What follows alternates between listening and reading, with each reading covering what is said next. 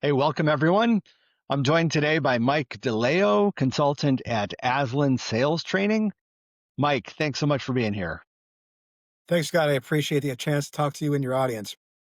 What led you into sales training to begin with?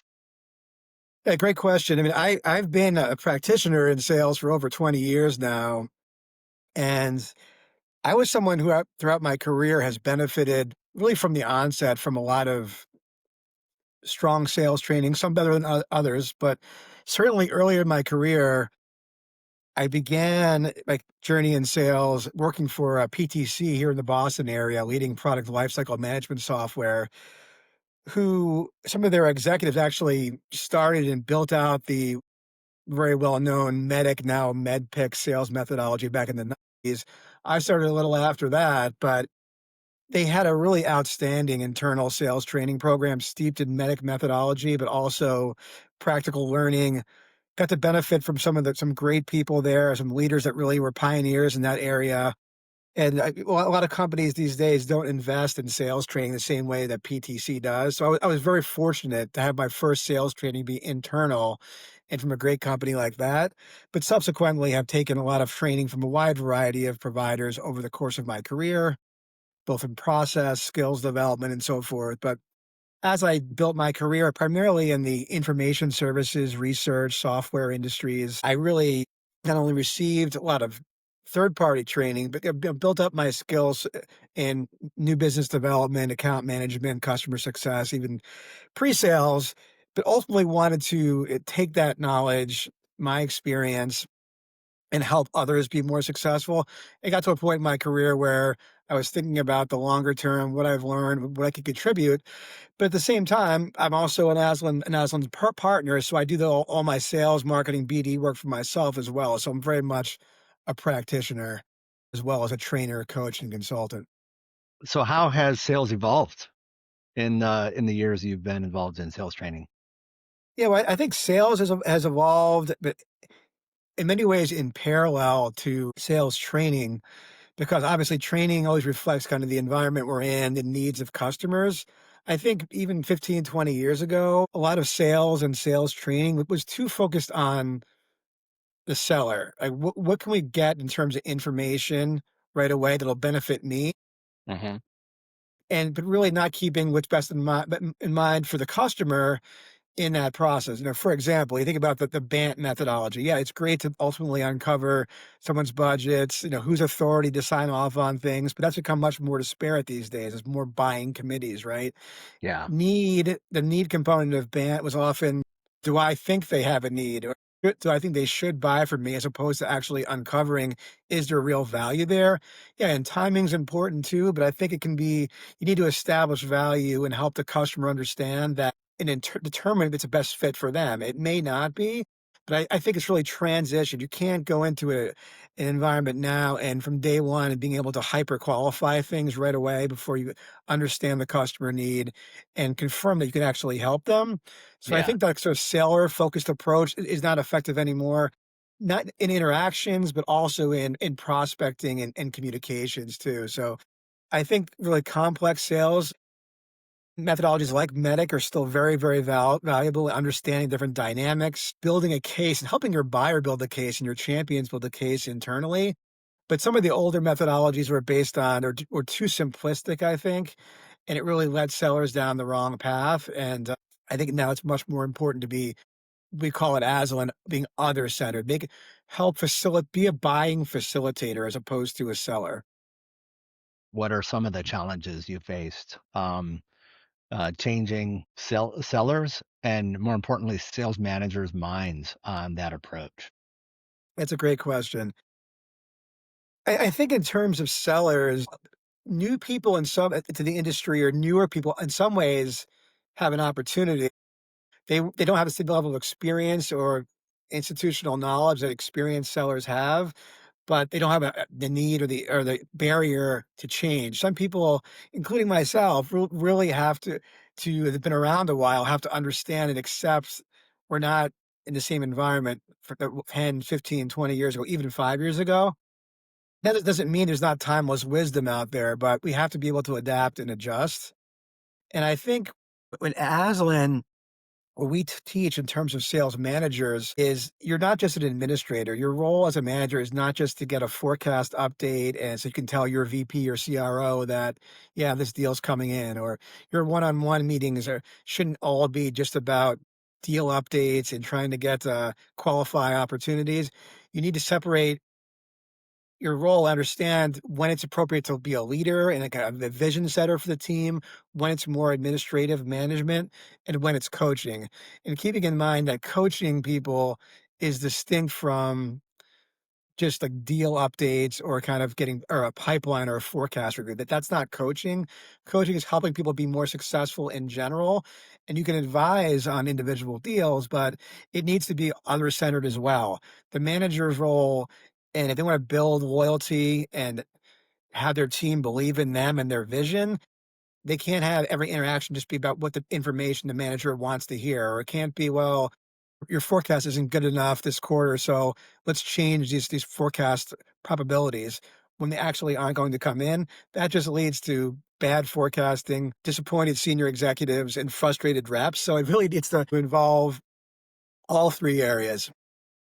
So, you talked about coaching. Are you talking about like managers coaching reps, or are you talking about you as a sales trainer coaching managers on how to coach reps? I was talking about there was about how managers can coach reps, but we teach at Aslan, we help managers be more effective and impactful in training reps themselves and collaborating with us. But I think that the way in which managers approach their teams, it's very obvious and transparent. If they understand that, if reps understand their manager is there for their best interest, not just their own, they're much more willing to be develop, take criticism in a constructive manner, be willing to change. They're not going to be resistant to, not going to take a manager seriously. It's a one-way street. But if they have an open dialogue, there's an understanding there.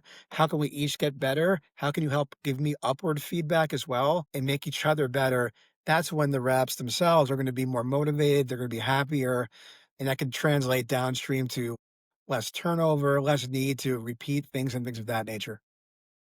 So let's talk about Aslan a little bit. How are you all helping companies transform their sales and their selling approach? Sure.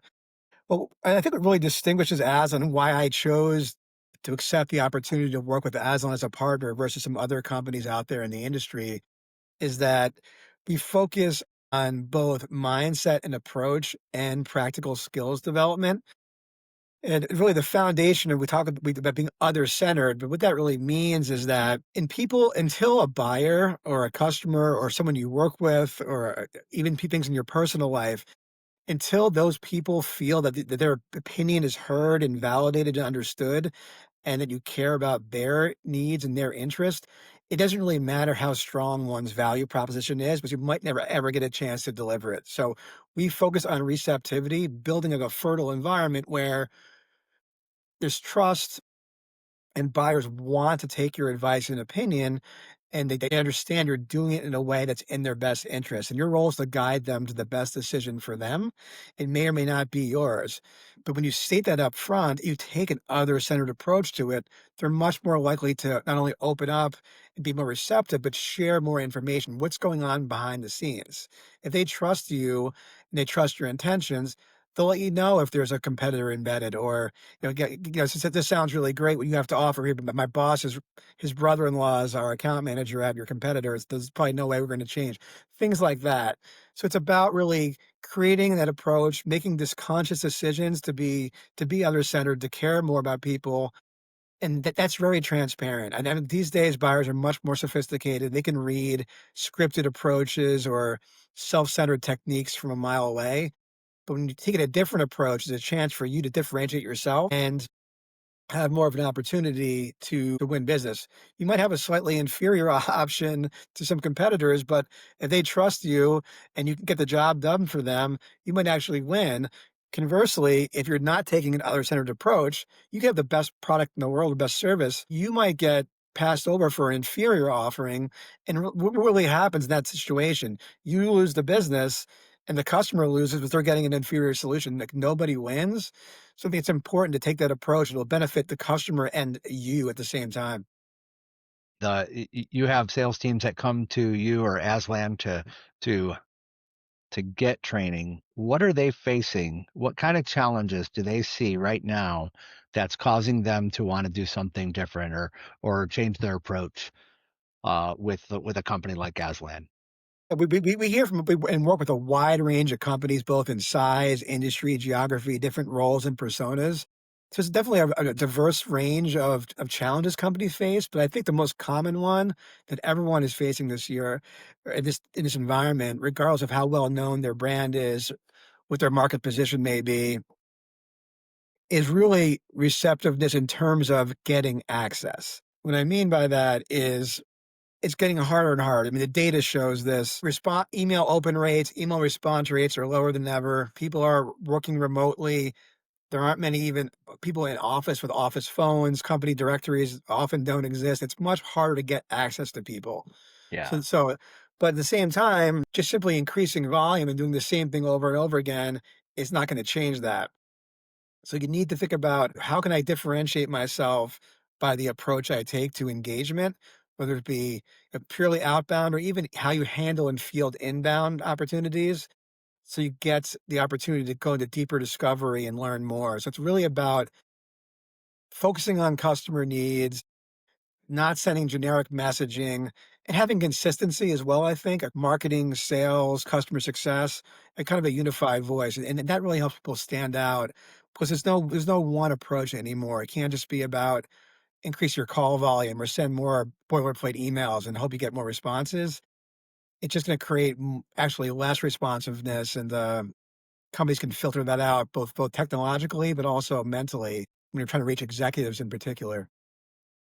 So when you have a new group come in and you're training them, do you have any measures that you put in place to measure effectiveness or to get feedback on how well the training was implemented, maybe during and after the implementation of the training? We do. But we also help to ensure that we have a good understanding of what the goals and objectives are up front and the customers know what to expect. Yes, of course, we want feedback. We're Hmm. big on reinforcement and handle that in different ways, which I can elaborate upon. But our process really involves a formal assessment where we're understanding what we're learning from the customer about their business, about their challenges, but also interviewing not just the program sponsors in many cases, but interviewing the reps that will participate in the programs, getting their feedback. They want to open up to us one on one. So then we can go back to the program sponsors and say, hey, this is what we learned. This is where I think some of the challenges are now, how we can address it. Does this make sense for you? And then we tailor and customize our programs based on that feedback. So when we show up there on day one for a workshop or whatever it may be, a coaching session, they know what to expect. We deliver it and we incorporate relevant examples into it. So it's not just generic kind of high level training. Then after the fact, we ask for feedback, we use surveys, but we also encourage people to stay involved. We have a number of different tools now to do that. Reinforcement sessions, kind of one-on-one coaching, but also even our new, like it's called Aslan Plus, our new AI-powered software for interactive coaching that can be customized as well for people to reinforce on their own time. Similarly, I think one thing that a lot of people do, and I've seen when I was receiving sales training from other companies, is that I think a lot of times after a training program, it's really only the managers or the sponsors, the executives that hear from the trainer after the fact, probably because the trainer wants to get more business from them down the road. They think this person makes decisions. But in reality, it's really important to build those relationships with the individual salespeople that are being trained to help them grow, know that you're there for them. And also, if even for selfish purposes, for business development, people change, they leave, they change companies. If you help them individually, they're going to go to their next company and say, hey, this is really effective. Why don't we consider working with Aslan or whomever? And that applies to all different types of products or services. It's important to just not just think only about decision makers. You want to get to that process, obviously, get to that level. But at the same time, it's important not to neglect everyone involved and understand that you're helping the whole organization, not just the leaders that sign the checks. That's a good point. So, you mentioned you've been involved in sales for a while. So have I. Like I've got my whole career was sales. Last 8 years, I've been doing sales training.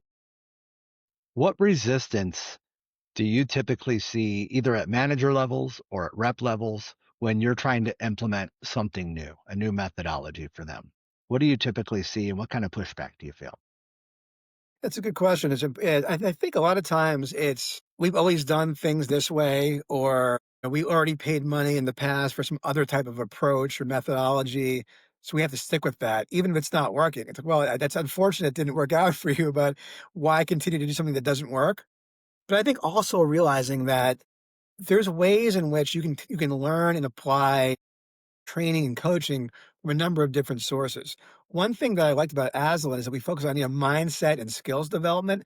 It's not a rigid methodology. We do talk about all stages of the sales cycle, how to be better at that, and we train people on that.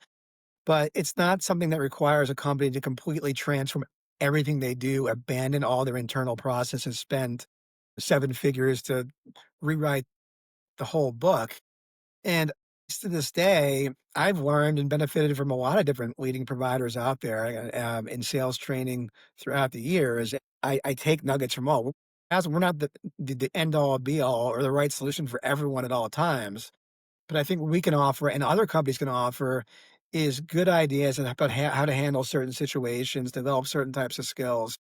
I think that it's getting past that resistance of, okay, this doesn't have to be, we're not trying to replace you as a sales leader. We're not trying to tell you how to do everything, or we're not trying to have you acknowledge you're doing everything wrong. We're here to help you be better and work with you collaboratively to get the best outcomes for your team. So I think that's a little bit there. At the same time, I think enablement teams, they can sometimes feel they're being threatened, their job is being threatened. Well, if they work with this outside trainer or coach, they're not gonna need me anymore, but that doesn't have to be the case at all either. It's meant to how can we help you build out content that's relevant, that sticks, make you better at your job so the sales team performs better, they're happier, and so forth, and how can we collaborate as opposed to being confrontational or trying to take somebody's role or responsibility away from them.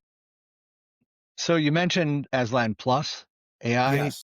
So let's talk about that and talk about how else you're integrating technology into your training delivery.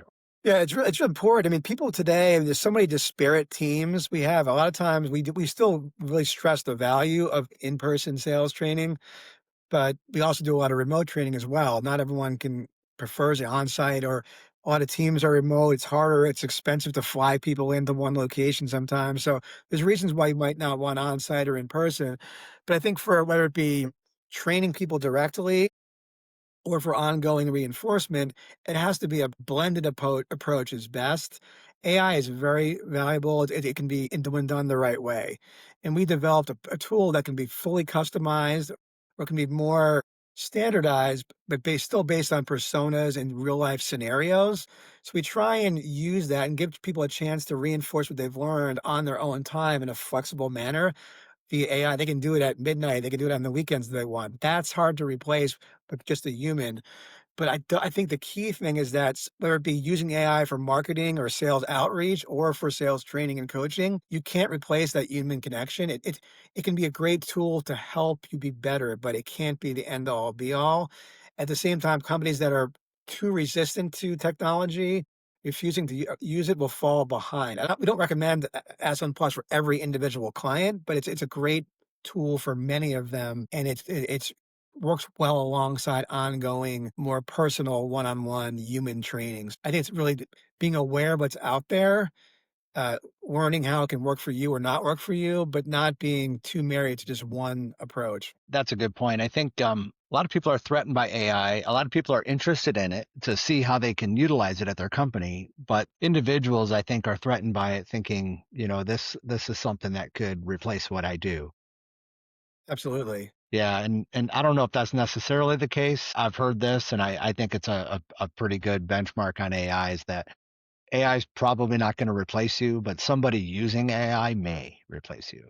Great. So That's a somebody great way who's to think about it. embraced AI Absolutely. and has taken advantage of the tools that AI can offer, they may replace people who aren't doing the same things. Yeah, absolutely. I see it more than anywhere with like the sales development reps, business development reps, and they're Yeah, more, I for think, sure. most threatened by it.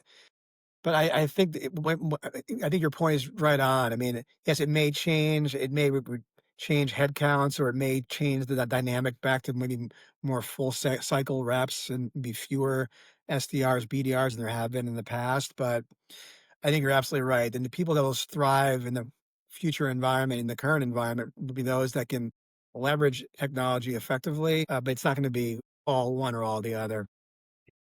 So let's talk a little bit about some forward facing, future of sales training. COVID came along and we had to adapt to the situation. So sales training changed quite a bit. We went from in-person training almost exclusively to all of a sudden now we're doing almost exclusively online. Having that plus the advent of AI and emerging technologies, how do you see sales training evolving over the next couple of years? Yeah, we think about it all the time in terms think about that not just from internal planning purposes, but also how we can best help our clients, of course, going forward and how we can evolve with as their needs evolve. I think one of the biggest changes I've seen, some of it is it can be positive in terms of flexible delivery models, but there's a lot of people out there. I'm not going to name any names or anything, but people see people on LinkedIn, other platforms that are kind of self-proclaimed experts. They may have very limited sales experience. They're great at building their brand. They try and be provocative. They try and start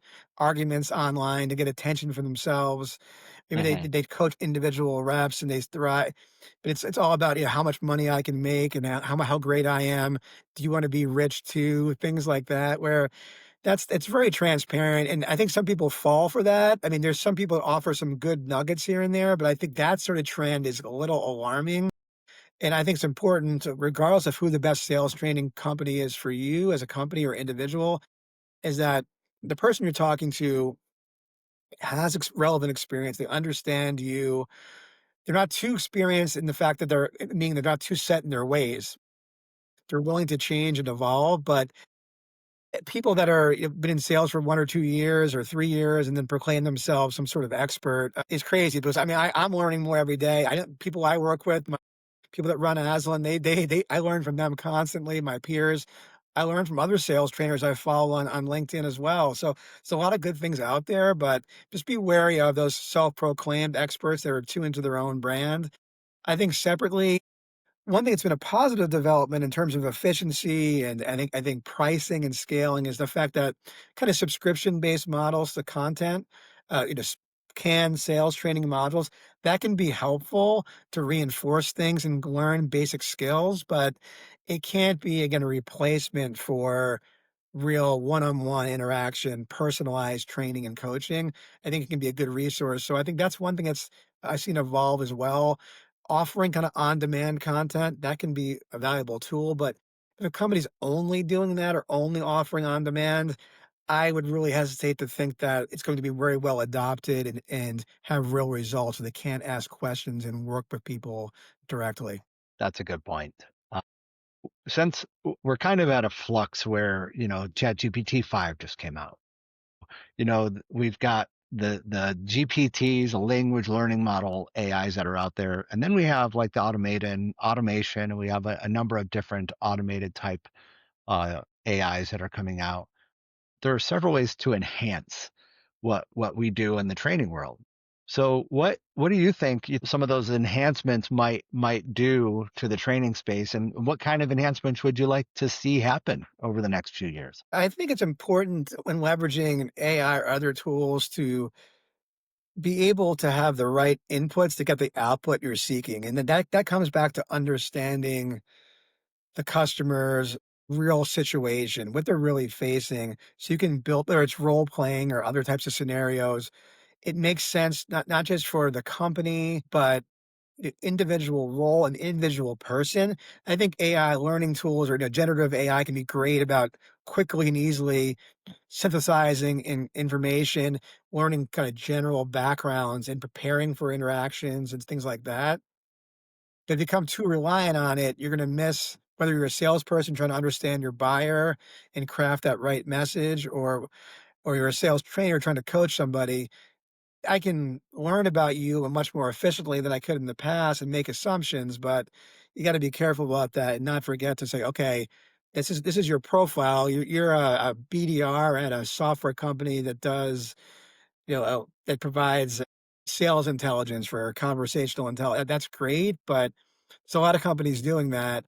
What is this individual person facing? What do their customers need? And how can that be translated to learning? So I think it's knowing how to use it, but knowing it's being aware of limitations and not becoming overly reliant on it. I use the analogy of like younger drivers. You and I are old enough to have learned how to drive before before they had GPS and all these tools and things like that. I think sometimes now, like young people, they're so reliant on technology, they don't know how to drive down the street in their own hometown because they never had to think about anything, right? So it's like you got Yeah. to be able to think about leverage it effectively, but not close your eyes and become so dependent that you can't think creatively or independently. Yeah, it's interesting that like I'll put on my Google Maps just traveling locally just because I like the insights I get. Like if there's a traffic jam, I can see that there's an issue with the route that I'm driving on. Yeah, So, I think that's a good analogy that, there's a lot to be said about a paper map, but it doesn't tell you when there's an accident ahead of you. exactly. And I think a training map is kind of similar. You might have a really good paper map and a thing to follow, but you might get some insights, like you mentioned, and even using AI in the analytics to help you target better, that might point you in a better direction.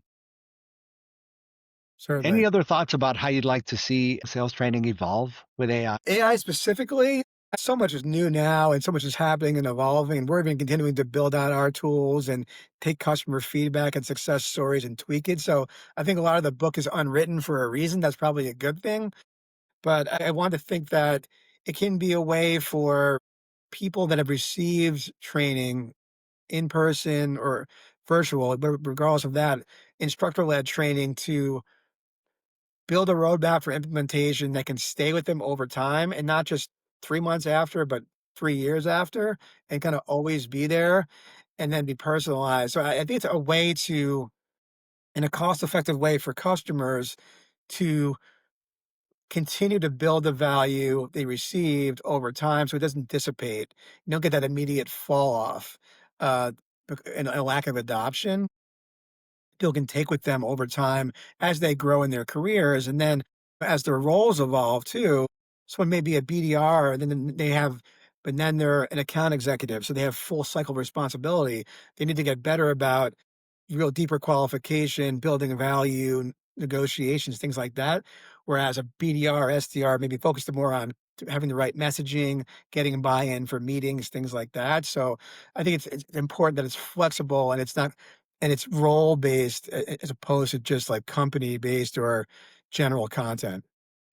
So, do you have any success stories with your training experience at Aslan that really stands out in your mind? But I wouldn't name the company directly, but a lot of companies are coming to us now, and I'm that really have people that are either customer success managers or account managers that don't have much upselling responsibility or mandates. They're more about retention.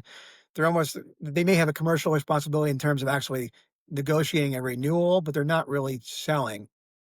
And a lot of those people, to their credit, have strong customer orientation, but they're also very reactive in nature. They think they're doing the right thing because they're getting back to a customer email a problem quickly, or they're very cordial, they're polite, maybe even share nuggets of information with people proactively, but they're not really commercially aware.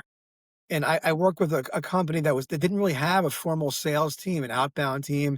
They're more they were good at building inbound leads from a number of different sources, marketing, trade shows, and so forth. But when those leads came to their account managers, it was more about how do I follow kind of a standard process and listen to what they're saying about what they want and solve that problem and beat the competition and win that, as opposed to really understanding, what's behind this. Not just for my sake so I can sell them more, but why are they asking this question? Why do they come to us now? What's important to the company? What's driving this? And that provides you the ability to really serve them better.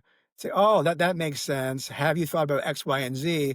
And become more of an advisor to them because you understand them better as opposed to just an order taker. We call that like a billboard. They're someone who's just kind of good at giving the standard company line, "We do X, Y, and Z. Well, you should buy from us." But okay, why is this person coming to me? Or if I'm reaching out to them proactively, how can I ask the right questions, understand if and how we can help them and not miss out on opportunities? It goes back to what I said before about that receptivity. The goal should be, yes, for you to win as much business as you can. That is providing value to the customer, not just as much as you can. And conversely, it's not being too passive and saying, "Oh, great, I got this great inbound lead. This is a bluebird here. I'm going to get, $20,000 out of this by solving this one little issue." Whereas actually, they had a much bigger need, and I could have sold them a $100,000 program that's better for them. And so that $30,000 deal might sound great, but really you're not winning as much as you can, and you're limiting how you're helping them, so nobody really wins. Yeah. So I think some of the greatest successes we're seeing now is helping people realize that you can win bigger deals and help people in the process. But you have to be genuine about it and want to understand and understand when there is times where it's not right to push too much or too far and just take what's there and solve that problem, maybe build a relationship over time. Yeah. But a lot of times people are just they get excited. Oh my gosh, I have a deal now. And they just try and sign it as quickly as possible. And then they realize that, oh, they just bought something entirely different from a different company that we could have sold them as well. And now they have 2 vendors. We might lose the original business as well because I didn't understand their Interesting. full needs. Hey, where can people learn more about you or Aslan Training? Yeah, thanks. Appreciate that. It's aslantraining.com, our site. We also have a free podcast that's a Sales with Aslan. It's available on our website as well as all the major podcast platforms. I think it's a great tool, totally free as well.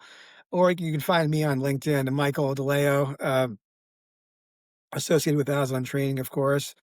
And we to discuss these topics with anyone in your audience that wants to explore them further. And I appreciate the chance to talk to you. It's been a great discussion, and you're clearly, very much on top of what people are facing out there today and understand the needs that customers have. So I appreciate that. Yeah, thanks for joining. I'll put the links in the description below. Michael, thank you very much. Appreciated your time today. I really enjoyed chatting with you. Me too. Thanks, Scott. Have a great day. My pleasure.